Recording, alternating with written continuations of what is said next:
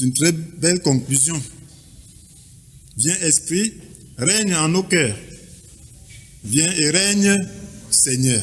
Est-ce que nous pouvons le dire ce matin? Que le Seigneur vienne par son Esprit Saint régner en nos cœurs, afin de manifester son règne, afin de manifester son royaume en nous. Oui, ce royaume qui se manifeste par l'amour, par la paix, par la justice, par la joie. Prions que ce matin, ce royaume se manifeste en nous. Prions que sa parole puisse établir ce royaume en nous.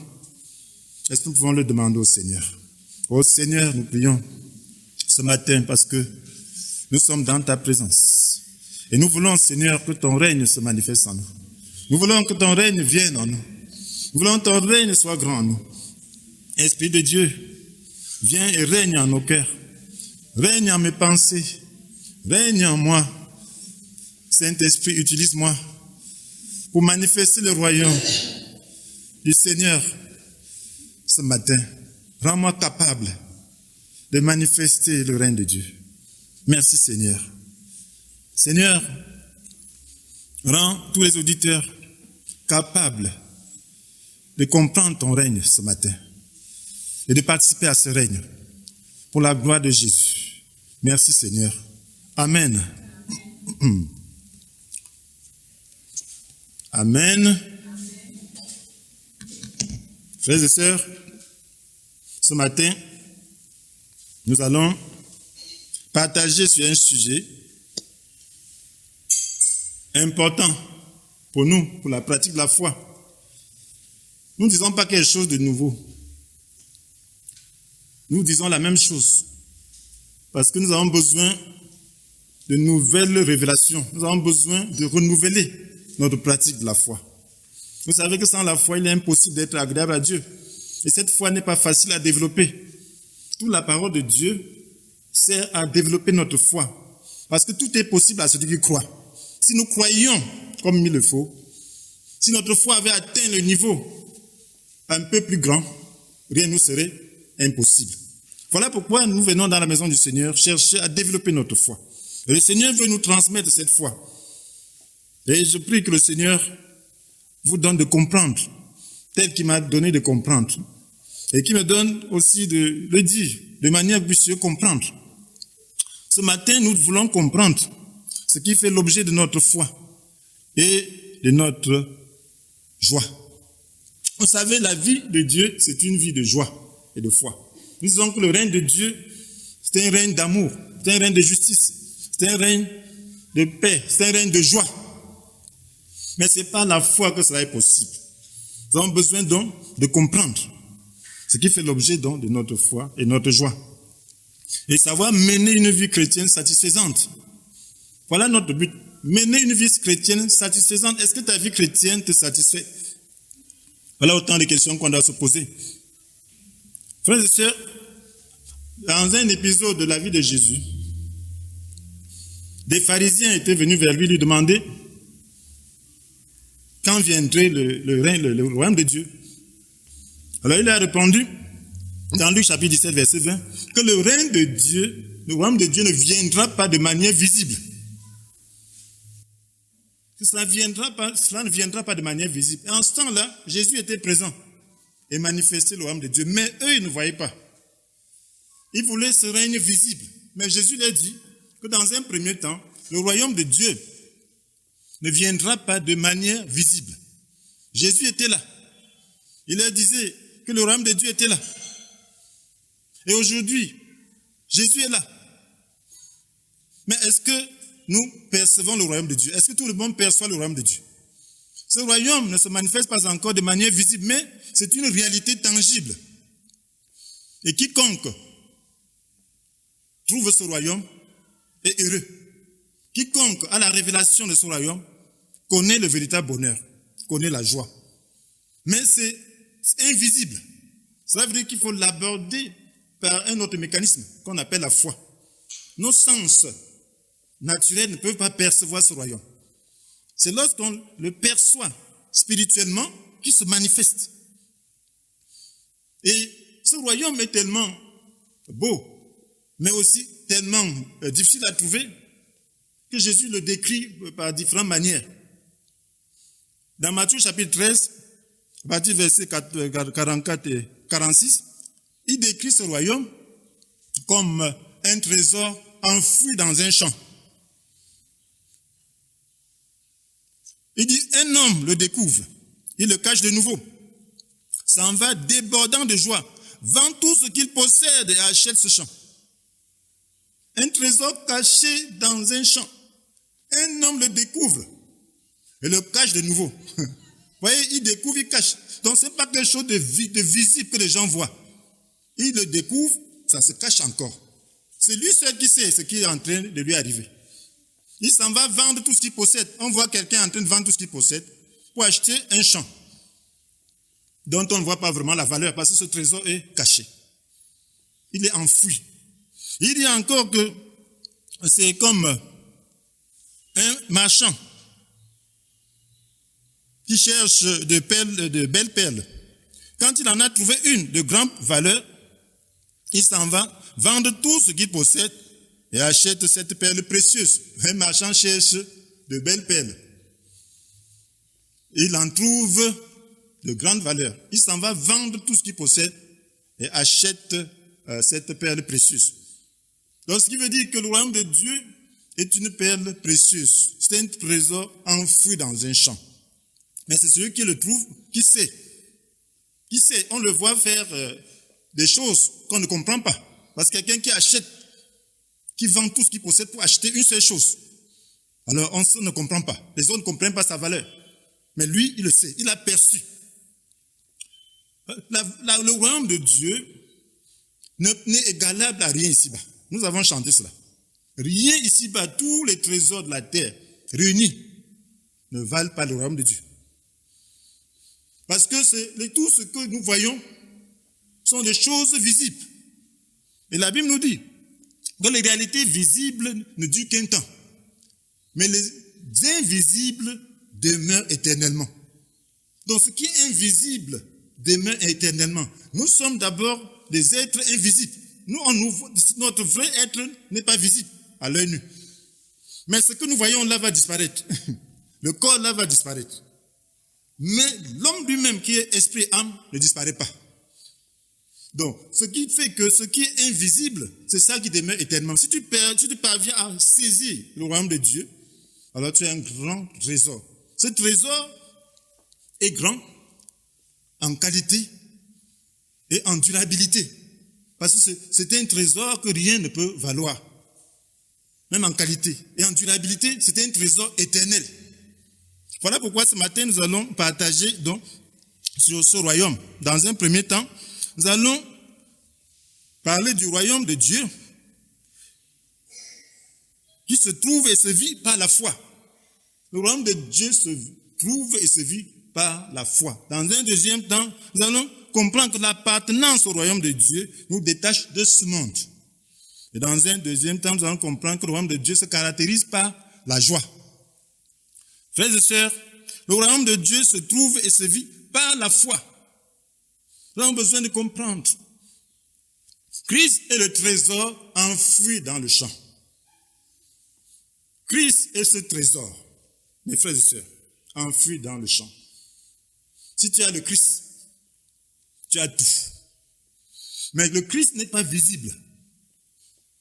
Il n'est pas visible à l'œil nu. Lorsqu'il est venu à son époque, lorsqu'il est venu physiquement, les gens ne voyaient qu'un enfant de Bethléem. On voyait seulement un enfant qui était là, qui a grandi comme tous les autres enfants. Mais sa vraie personne était cachée. Elle était enfermée dans un corps. Mais aujourd'hui, il n'est pas visible. Il est mort et ressuscité. Aujourd'hui, on le perçoit par la foi. Et même en son temps, il fallait percevoir par la foi. Il fallait le connaître par la foi. C'est ceux qui avaient la foi qui comprenaient qui il était. La Bible nous dit clairement concernant Jésus. Quand j'étais jeune converti et que je lisais ça, ça me perturbait. Je ne comprenais pas, mais je croyais simplement. La Bible, ce qu'on dit de Jésus est incroyable. La Bible nous dit dans Colossiens chapitre 1, verset 17. Car c'est en lui qu'ont été créées toutes choses. dans les cieux et sur la terre, les visibles, les invisibles, les trônes et les seigneuries, les autorités et les puissances. Tout a été créé par lui et pour lui. Ah. Quand on disait que tout a été créé par lui et pour lui, je dis, mais Jésus, il a créé toutes choses. On dit que c'est Dieu qui a créé toutes choses, mais on dit que c'est lui qui a créé toutes choses. Ça me perturbe. Mais c'est effectivement ça. Même Jean le dit. Jean l'apôtre qui a vécu avec lui, qui était le disciple bien-aimé, qui au commencement était la parole. La parole était avec Dieu. La parole était Dieu. Rien n'a été créé sans elle. Il n'y a rien qui a été créé sans Jésus. Donc, voyez, l'auteur de la création, il vient dans le monde. Et maintenant, on dit qu'on a la possibilité de le recevoir par la foi. Ah. Est-ce que ce n'est pas un trésor caché? Au-dessus de tout. Est-ce que Jésus n'est pas un trésor caché? C'est lui le créateur. Et la Bible nous dit encore dans Romains chapitre 12, verset 37. Mes frères et sœurs, en 11, verset 36, pardon. Que tout existe par lui. Tout existe par lui. Tout existe et subsiste par lui.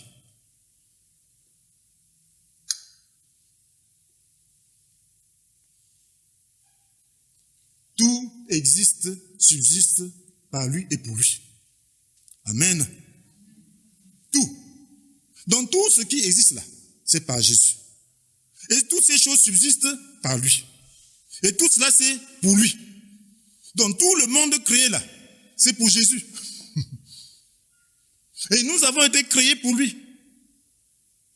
On dit tout a été créé par lui et pour lui. Que ce soit les trônes, que ce soit les seigneuries. Quand on parle de trônes, de seigneuries, on parle des entités spirituelles. Certains sont déjà des rebelles, comme le diable. C'est Jésus qui l'a créé. Pas pour le diable lui-même, mais pour lui.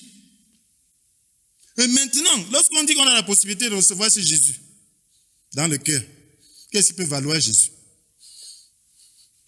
Alléluia.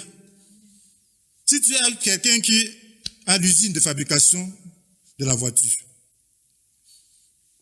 une voiture, c'est quoi? Amen.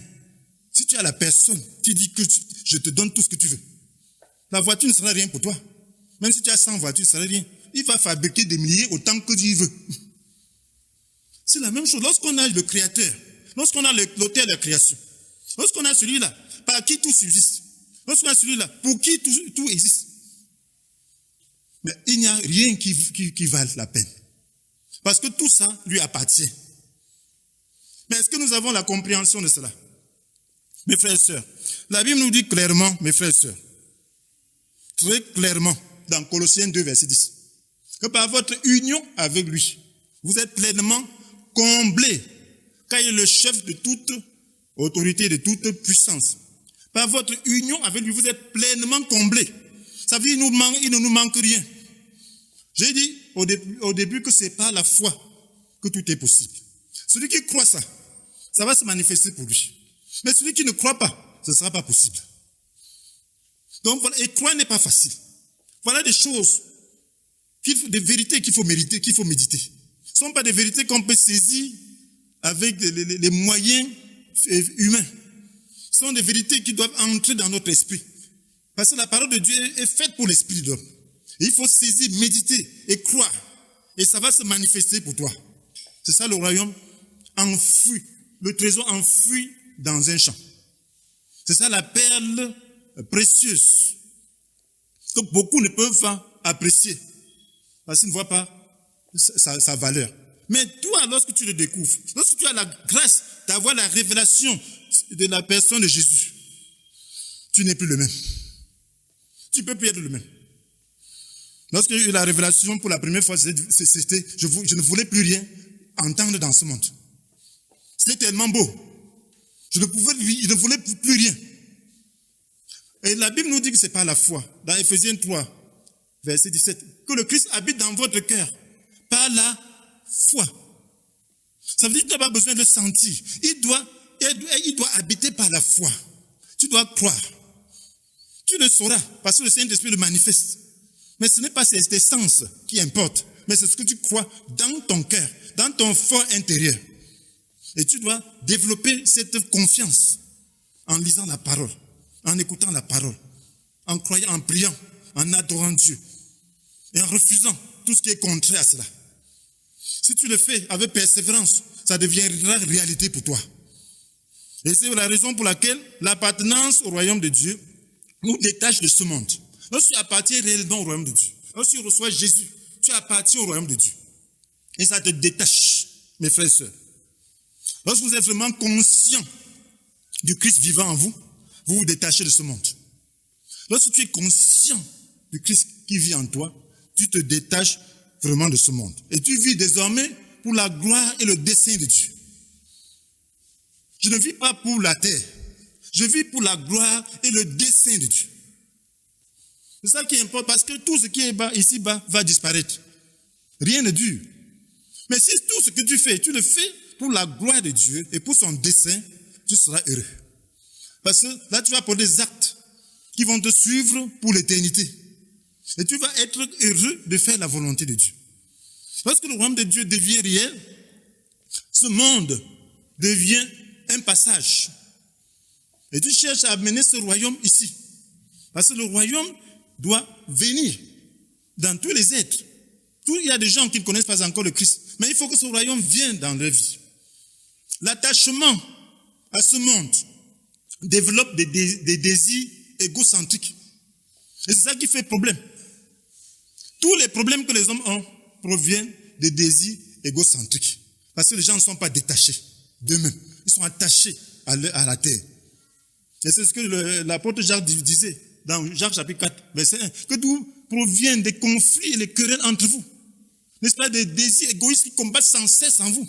Les jalousies. Que tu aimes même le monde entier, je ne te jalouserai pas, mon frère. Si ça peut te rendre heureux, c'est bien. Ça ne peut pas te jalouser. Non, parce que je suis détaché. C'est quand tu es attaché que tu jalouses. Parce que toi aussi, tu veux avoir. Mais si ton bonheur dépend de ça, tu seras jaloux. Mais si ton bonheur ne dépend pas de ça, tu ne seras pas jaloux. Si ton bonheur dépend de Dieu, tu ne seras pas jaloux. Tu dois vivre pour accomplir la volonté de Dieu. Et les grâces que Dieu donne aux uns aux autres, c'est Dieu. Nous avons le même Père. Donc tu ne dois pas être jaloux de quoi que ce soit. Donc pour savoir que tu es détaché, c'est quand tu n'arrives plus à être jaloux. Si tu es jaloux, ça veut dire que tu es à quoi attaché. Ça veut dire que quand la jalousie, c'est quoi? C'est que c'est moi qui aurais pu avoir ça. Donc ça veut dire que tu jouis ça d'un plaisir malin. Tu jouis de ça, tu as un plaisir malin pour cela. Mais si tu n'as pas de plaisir malin pour ça, si tu es satisfait, si tu es pleinement comblé, ce sont des choses seulement qui contribuent à vivre et à faire la volonté de Dieu. Et lorsque tu as cette perception, tu n'as aucun problème. Tu vis dans le contentement.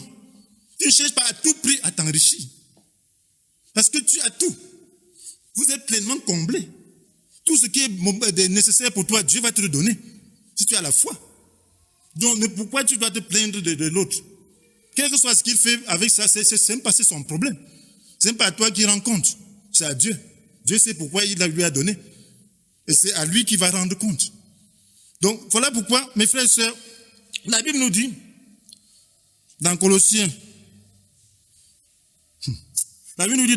chapitre 3, verset 1, 3 à 5, que vous êtes ressuscités avec lui. Il dit, recherchez donc les réalités d'en haut. Là où se trouve le Christ, qui siège à la droite de Dieu. De toute votre pensée, tendez vers les réalités d'en haut et non vers celles qui appartiennent à la terre. Lorsque tu es mort avec le Christ, lorsque tu reçois le Christ, tu meurs avec lui, tu ressuscites avec lui. Donc tu n'es plus un être terrestre. Tu es assis dans le lieu céleste en Jésus. C'est ce que la Bible nous dit. Comme Jésus aussi assis à la droite de Dieu, tu es assis en lui. Donc tu dois rechercher les réalités d'en haut. De toutes tes pensées, tu dois tendre. Dis donc, faites donc mourir tout ce qui en vous appartient à la terre. On doit faire mourir lorsque tu appartiens donc au royaume de Dieu. Comme nous sommes des êtres encore dans ce monde, nous devons faire mourir parce que nous portons encore la chair. Mais nous sommes encore tentés. Le monde veut encore s'accrocher à nous. Il y a encore des désirs égoïstes qui veulent se manifester. Qu'est-ce que nous devons faire? Nous devons avoir le moyen de faire mourir cela. Il dit, faites donc mourir tout ce qui dans votre vie appartient à la terre. Il dit, c'est-à-dire l'inconduite, l'impureté, les passions incontrôlées, les désirs mauvais et la soif de posséder qui est une idolâtrie. La soif de posséder, c'est une idolâtrie. Ça veut dire que tu n'es pas satisfait.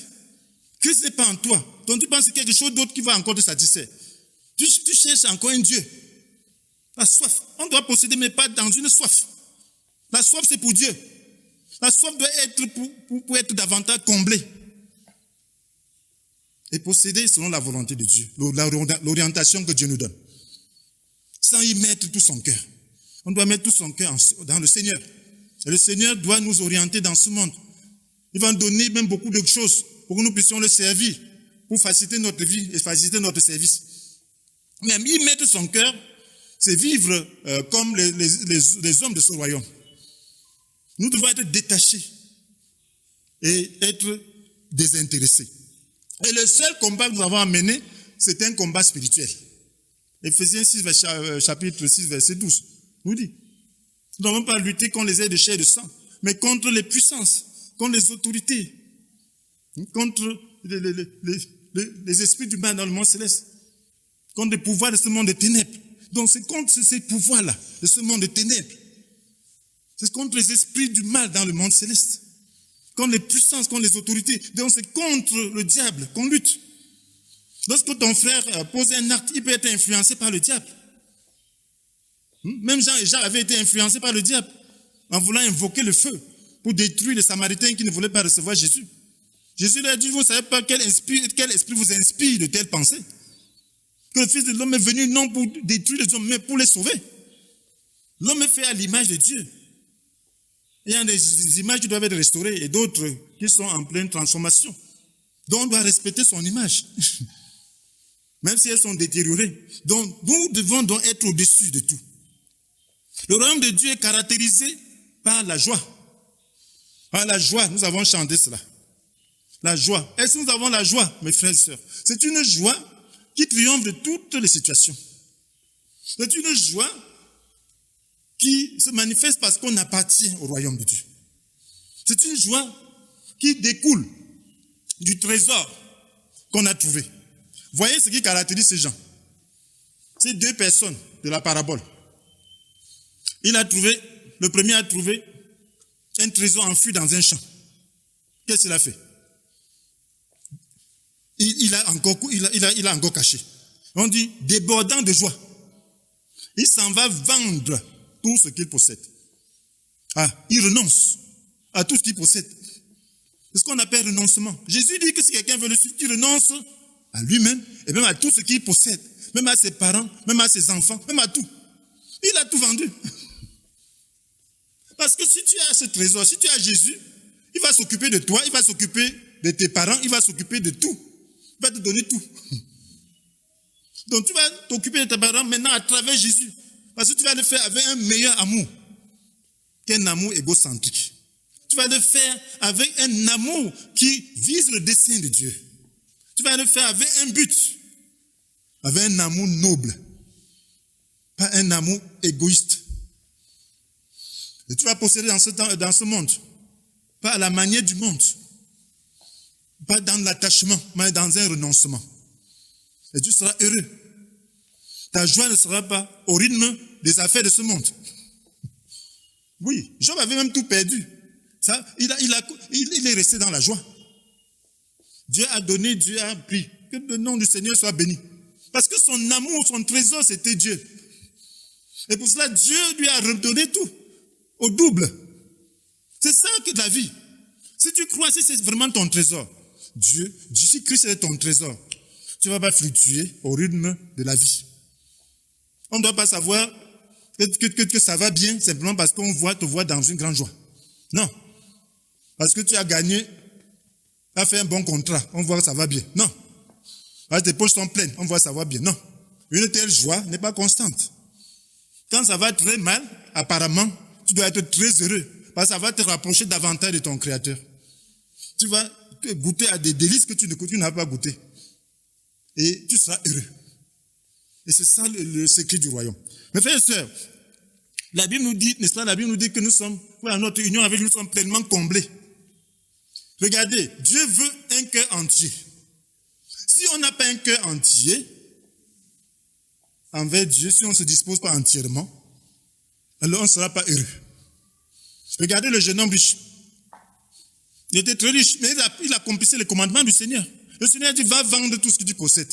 Donne nos mondes aux pauvres et viens et suis-moi. Qu'est-ce qu'il a fait? Il s'est attristé. Il se vantait d'accomplir le commandement du Seigneur. Mais le Seigneur a dit qu'il était plus facile à un chameau de passer par le trou d'une aiguille qu'un riche d'entrer dans le royaume. Les disciples ont dit, mais si c'est comme ça, qui va être sauvé? Il dit, aux hommes, cela est impossible, mais aux hommes, à Dieu, tout est possible. Donc c'est possible de renoncer. Jésus voulait seulement tester son renoncement. Il voulait qu'il renonce. Les autres disciples avaient renoncé. Les gens avaient renoncé. Il était dans une grande entreprise de son père. Il a renoncé, il a suivi Jésus. Pierre a renoncé. Mais Jésus a dit qu'il leur promettait 100 fois plus. Amen. Donc, c'est question de renoncement intérieur. Ce n'est pas question d'un renoncement juste pratique comme ça que nous faisons. Donc, c'est question de disposition intérieure. Être prêt à faire toute la volonté de Dieu. C'est de ça qu'il est question. Si tu te disposes ainsi, tu vas connaître la joie. La joie que rien ne peut donner. Tu vas connaître une joie que rien ne peut offrir. Ici-bas. Et c'est dans cette situation, dans cette disposition, tu seras heureux. Parce que notre joie repose sur l'espérance, sur la foi. Romains 12, verset 12. L'espérance, quelle soit votre joie. L'espérance. L'espérance, c'est quoi? Ça dit à quoi on s'attend.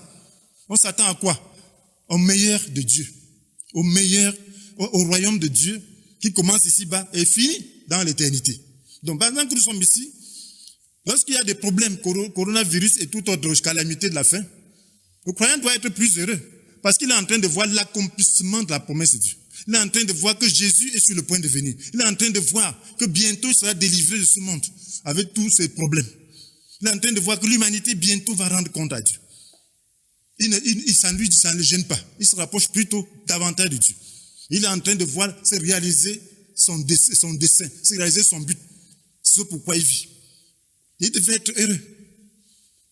Mais celui qui est encore attaché ne sera pas heureux. Parce qu'il est en train de voir ses espérances tomber. Et là, il ne sera pas heureux. Donc voilà pourquoi, frères et sœurs, lorsque nous croyons, nous devons être sérieux. Donc nous voyons donc que le royaume de Dieu est un trésor enfoui dans un champ. Et ce trésor, c'est le Christ. Et ce n'est pas la foi qu'on peut avoir le Christ. Donc la Bible dit qu'on doit, que le Christ habite en votre cœur par la foi. Enraciné et seulement fondé dans l'amour. Vous comprendrez avec tous ceux qui appartiennent à Dieu combien l'amour de Christ est large, long, élevé, profond. Donc nous devons croire davantage. Notre cœur doit être affermi en Christ. Nous devons croire. C'est lui en qui se concentre l'espérance, la gloire à venir. Lorsque tu as le Christ, la gloire à venir est concentrée en lui. Donc ça veut dire que tu participes à la gloire à venir. Et à la gloire à venir qui commence dès ici-bas, dans ton cœur, et dans ta vie, et dans l'éternité. Et nous devons comprendre donc que l'appartenance à ce royaume nous détache. Donc nous ne devons plus être dans les bassesses, dans les conflits, dans l'ego, dans les jalousies. Non, c'est que le royaume de Dieu n'a pas encore vraiment pris corps en toi, dans une mesure qui t'élève. Nous devons être assis dans le lieu céleste, être au-dessus de tout ça. Et nous devons donc vivre dans la joie. Est-ce que tu peux décider de vivre dans la joie? Amen. Décider de vivre dans la joie, c'est décider de concentrer ton attention sur le Christ et l'espérance, et non sur les choses de ce monde. Les choses de ce monde doivent être acquises par le pouvoir que le Seigneur te donne, par la foi que le Seigneur t'accorde, par la grâce que le Seigneur te donne. Et tu dois croire qu'il va te donner ce qui t'est nécessaire, de tout ton cœur, parce qu'il est le créateur de tout, et c'est par lui que tout subsiste. Et c'est pour lui que ça subsiste. Donc il est là, il accomplit son dessein avec tout ça. Amen. Amen. Est-ce que nous avons compris? Ça veut dire que nous avons une démarche de méditation constante pour pouvoir vivre la foi, pour pouvoir être affermis intérieurement. Si nous le faisons, nous serons heureux. Et toi qui ne connais pas encore le Christ, est-ce que tu veux le recevoir dans ton cœur par la foi? Est-ce que tu veux être au-dessus des choses de ce monde, du péché et de tout? Cela n'est possible que par l'acceptation de Christ dans sa vie, par la foi dans le Seigneur. Est-ce que tu veux manifester cette foi pour l'inviter dans ton cœur? Tu dois prier avec moi. Tu vas dire, Seigneur Jésus, aujourd'hui, je découvre ce trésor que tu es. Et j'accepte de vendre tous les autres trésors qui appartiennent à la terre pour acquérir ce précieux trésor. Seigneur Jésus, viens dans ma vie. Révèle-moi ton royaume. Donne-moi de vivre de l'espérance. Donne-moi de vivre dans la justice. Donne-moi de vivre dans l'amour, dans la paix, dans la joie, pour la gloire de Dieu. Amen. Amen. Que le Seigneur vous bénisse.